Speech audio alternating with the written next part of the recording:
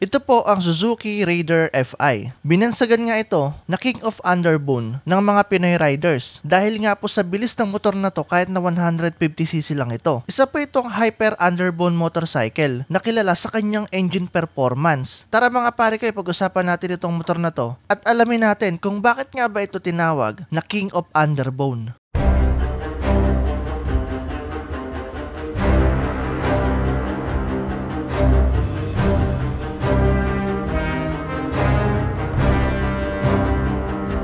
Bago pala natin umpisahan itong video nito mga pare ko, gusto ko muna magpasalamat dito sa Suzuki, sa Moto Express Sales Corporation. Matatagpuan nyo lang po ito dito sa may Camarin Road. Kapag galing po kayo ng Sabarte Mall, yung way po ng papuntang Zapote. Malapit lang to sa crossing bandang kanan. Pagpasok nyo pa nga lang po dito sa loob ng shop nila, fully air condition po dito, tapos meron silang mga binebentang mga genuine parts dyan. At syempre, meron din po sila ditong service center. Kapag magpapa-maintenance kayo ng mga motorsiklo nyo, kompleto po sila dito. Okay mga pare, unang pag-usapan natin dito sa Raider FI, yung kanyang engine. Dahil kaya binibili ito ng mga pare natin dahil sa kanyang engine performance. Alam nyo ba na kung pabilisan lang ang labanan or top speed ay walang makakatalo dito sa Raider FI kung stock to stock lang talaga ang pag-uusapan. Dahil yung makina po nito meron po itong 4-stroke, single cylinder, dual overhead cam. Alam naman po natin ang dual overhead cam, ang strength nito pang dulo talaga or mga top speed. Samahan mo pa nga ng 4 valves, so dalawa sa intake, dalawa sa exhaust. Nang sa ganun is mas maraming air and fuel na pumapasok dito sa combustion chamber natin, mas maganda sabag, mas maganda performance compared dun sa mga 2 valves. Kaya hindi na nakakapagtaka kung bakit ang ganda ng performance nito. Ito pa ang malapit dito, yung kanyang bore and stroke. Yung bore po nito, meron po tayong 62mm at yung stroke po niya 48.8mm. Kung mapapansin po natin sa 150cc, ang laki po ng bore niya 62mm pero yung kanyang stroke is maliit lang. Yung ganitong design ng engine mga pare ko,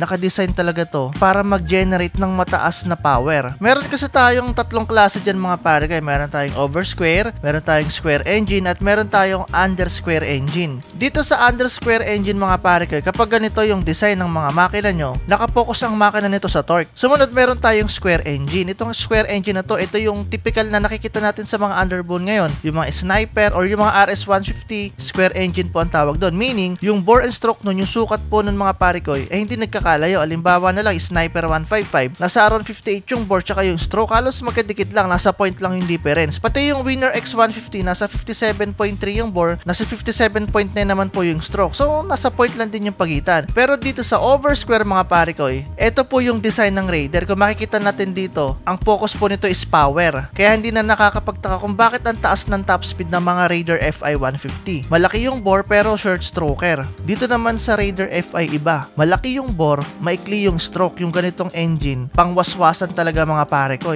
at kayang magbato ng makina nito ng maximum power na 13.6 kilowatts at 10,000 RPM at maximum torque na 13.8 Newton meter at 8,500 RPM. Yung ating displacement is 147.3 cc o round up natin is 150 cc. Gumagamit na pala ito ng technology na fuel injected, kaya mag-expect tayo ng matipid na gasolina dito sa motor na to. Samahan mo pa nga ng cooling system na liquid cooled. Medyo malaki po yung pinagbago ng makina nito kumpara doon sa carb type model nitong Raider. Pati po yung konsumo ng gasolina malayong malayo po. Kumbaga ang laki talaga ng improvement from Raider Carb to Raider FI. Meron pa silang tinatawag dito mga pare ko sa kanyang engine na Suzuki Eco Performance or SEP. Parang ang sinasabi nila dito, pinatipid nila yung makina pero mas lumakas yung engine performance. Idagdag nyo pa nga po yung kanyang 6-speed manual transmission. Wala po itong assist and sleeper clutch pero piniga ko naman po yung clutch niya, malambot pa rin naman po. Pero iba pa rin talaga yung lambot ng mga sleeper clutch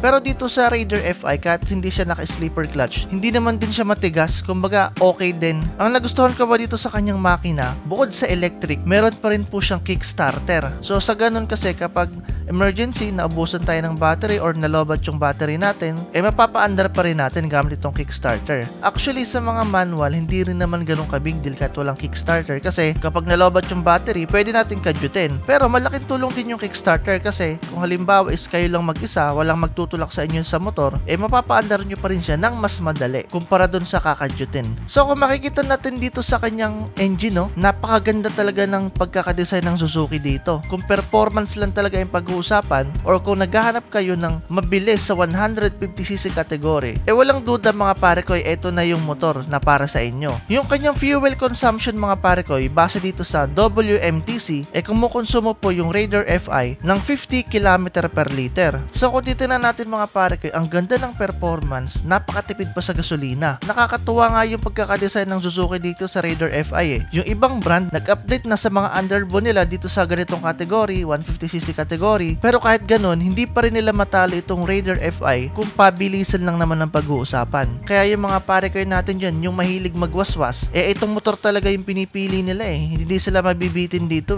Kahit stock engine ito mga pare ko, grabe, napakabilis. Yung iba kasi kailangan nyo pa mag-modify, kailangan nyo pa bumili ng throttle body, injector, i-remap, bibili ng pipe, pero dito mga pare ko, straight from casa, napakabilis na talaga. Pag-usapan naman natin yung gulong nitong Raider FI mga pare ko. Yung unahan po niya may size po na 70/90. Yung likod naman po is 80/90. Pares po yan size 17 yung mags. At tubeless din po unahan at likuran. Kung mapapansin natin sa mga kakompetensya nitong motor na to, medyo maliit talaga yung gulong niya. May advantage saka disadvantage din kasi yung mga ganitong gulong. Syempre pag manipis, mas magaan at mas mabilis yung mga ganitong gulong. Kaya nakapag-contribute din yung kanyang mga gulong kung bakit mataas yung top speed nitong Raider FI. Ang downside naman po niyan or disadvantage, since manipis po yung gulong natin, konting goma lang po yung nakagrip sa kalsada. So mas less yung kapit niya kumpara dun sa mga malalapad yung gulong. Lalo na kapag namreno tayo, mas may chance to na mag-skid kumpara dun sa mga malalapad yung gulong. Pero may mga nakita ako naka Raider FI mga pare ko, okay din to i-banking Nakikita ako maraming mga buwang-banking sa Marilaki. Although maraming mga sumisemplang na motor doon, pero may nakita ako mga Raider FI sa mga vlogs, talagang pwede rin siya ipang-banking kahit ganitong kanipis lang yung gulong niya. Sa mga ganito naman kasi mga pare ko, talagang sanayin lang sa motor yan Kung bago pa kayo dito sa Raider FI, kailangan nyo muna i-familiarize yung sarili nyo bago talaga kayo magwaswas dito sa ganitong klase na motor. Ako kasi sa sarili ko, lagi kong pinafamiliarize muna yung preno Speaking of preno mga pare ko, naka-disc brake po yung unahan nito. Meron po itong diameter na 290mm. Wala po itong ABS pero meron tayong dual piston caliper. Kung mapapansin natin, napakalaki po ng kanyang rotor disc. Advantage kasi ng ganito, malakas po talaga yung preno niyan kumpara dun sa mga maliliit yung disc. Kaya dito mag-expect tayo ng malakas yung braking power. Unfortunately, wala po itong anti-lock braking system. Kaya kung itatry po natin ito, kabisaduhin muna natin yung preno bago talaga natin gamitin ng medyo mabilis yung motor. Yung sa likod mga pare ko, disc brake din yan, naka single piston caliper naman po dito, wala rin po yung ABS. Sa suspension naman mga pare ko, sa unahan meron po tayong telescopic fork. Dito naman po sa likod is naka monoshock tayo. Dito sa mga suspension niya, walang masyadong special, hindi siya adjustable, at yung kanyang front fork hindi siya upside down fork. So andun lang tayo sa normal side. Pero kung titingnan natin yung motor na to mga pare ko, naka-design talaga to for lightweight Kung makikita natin yung katawan niya, medyo manipis, yung gulong niya medyo manipis din. Kaya hindi na nakakapagtaka kung ba't sobrang bilis ng motor na to Advantage kasi ng mga ganitong napakanipis, sobrang dali nito gamitin sa pang-araw-araw natin pamasok sa trabaho. Lalo na po dito sa Metro Manila na sobrang traffic, napakadali pong isingit ng mga ganitong motor. Yung kanyang headlight mga pare ko, naka-LED po yan. Ang advantage kasi ng mga LED, matagal po yung lifespan yan. At the same time, malakas po yung buga nito kumpara doon sa mga bulb type. Dito naman po sa kanyang signal light, integrated po dito sa kanyang pinaka-headlight or yung pinaka-headlight assembly. Yung signal light po niya mga pare ko, naka-bulb type pa rin ito. Dito naman po sa may kanyang tail light, pati po yung signal light dito is naka-bulb type. Tapos yung pinaka-brake light niya dito mga pare ko, pabilog siya. At integrated din po dito sa pinaka-tail light natin. Unlike po sa iba na nakalabas po yung signal light, pero dito isang assembly po siya. Itong Raider FI mga pare ko, wala po itong underseat compartment. Pero meron po siyang compartment dito po sa may bandang harapan natin. So kahit na wala siyang underseat compartment mga pare ko, kahit pa paano, meron tayong mailalagay dito na kung ano man bagay na pwede nyo ilagay dyan. Hindi siya ganun kalaki, pero at least meron pa rin tayong mapaglalagay ng kung ano. Dito naman po sa kanyang instrument panel, naka-digital na po yan. So makikita natin dito, meron tayong tachometer, speedometer, may orasan na po tayo dyan, may odometer, at syempre meron trip A, trip B, tapos meron tayong fuel tank gauge. Tapos dito sa may bandang baba mga pare kayo, makikita natin mayroon dalawang buttons dyan para mabago-bago natin yung ibang information dito sa loob ng digital panel. Tsaka syempre mabago natin yung kanyang orasan. Tapos kung mapapansin natin dito sa looks dito sa may kanyang harapan mga pare kayo, no? Napakalinis po. Sa mga side mirror niya, ito po siya, andulan din tayo sa normal side. Kung hindi nyo naman po trip yung mga ganitong side mirror, pwede natin palitan ng mas maporma. Kasi kung mapapansin natin, medyo mataas yung ganyang side mirror Yung iba ayaw ng ganyang mataas para daw tenga ng rabbit. So iba nagpapalit ng mas mababa. Sa mga switches mga pare kayo, dito po sa left, makikita po natin sa pinakababa yung kanyang busina. Sumunod, meron tayong signal light. Meron din po tayong high and low beam. Tapos meron din po tayo ditong on and off ng ating headlight tsaka ng park light. So dito medyo ingat lang kayo kasi may mga lugar po na required na naka-on po yung mga headlight natin. So pag nakaligtaan nyo yan mga pare kayo, pwede kayo matikitan. Ang maganda kasi sa ganito, pwede natin patayin yung headlight natin. Mas mapapatagal natin yung lifespan ng LED. Dito naman po sa kanan, walang ibang button kundi starter lang po. Wala siyang mga hazard or kung ano paman. Sa mga lever mga pare ko, dito sa may preno sa unahan, may black coating po siya tapos hindi po siya adjustable. Yung brand po pala na ginamit dito sa kanyang brake master is Nissin. Yung mga ganitong brand mga pare ko, magandang klase din to. Dito naman po sa kanyang clutch, hindi rin po yan adjustable. Pero hindi naman siya ganun kalayo rin sa kamay ko. Hindi rin ganun kahaba yung galamay ko pero komportable pa rin. Tapos hindi siya ganun katigas kahit wala siyang assist and sleeper clutch. Sa seated mga pare ko, meron po tayong 765mm. Hindi siya ganun kataas kaya mas maraming Pinoy riders ang pwede sakyan or pwede i-drive yung Raider FI. Kaya marami ding users to kasi hindi masyadong issue yung kanyang seat height. Unlike sa mga ibang motor, medyo mataas kaya hindi sila napipili kasi yung ibang Pinoy riders hindi sila masakyan pero dito mababa. Kaya mas maraming riders ang pwede i-drive ito. Tapos may bigat po yung motor na to na 109 kilograms. Medyo magaan talaga siya. Nakaka-apekto kasi yun sa power to weight ratio Nang sa ganun, maganda ang acceleration natin, maganda rin yung top speed. Sa fuel tank capacity mga pare ko, meron po tayong 4 liters. Para sa akin, medyo bitin na siya. Normally kasi sa mga ganitong category, nasa 5 liters or 5.5 liters na yung mga kalaban niya pero siya nasa 4 liters pa din. Sana kapag nag-update sila dito sa Raider FI, gawin na nilang mga 5 liters at least. Kasi sa isang full tank, kung 4 liters to at kumukonsumo ito ng 50 km per liter, nasa 200 kilometers lang. Actually, pwede na rin sa 200 kilometers sa isang full tank pero syempre hindi naman natin maubos yung full tank nito kapag nagra-raid tayo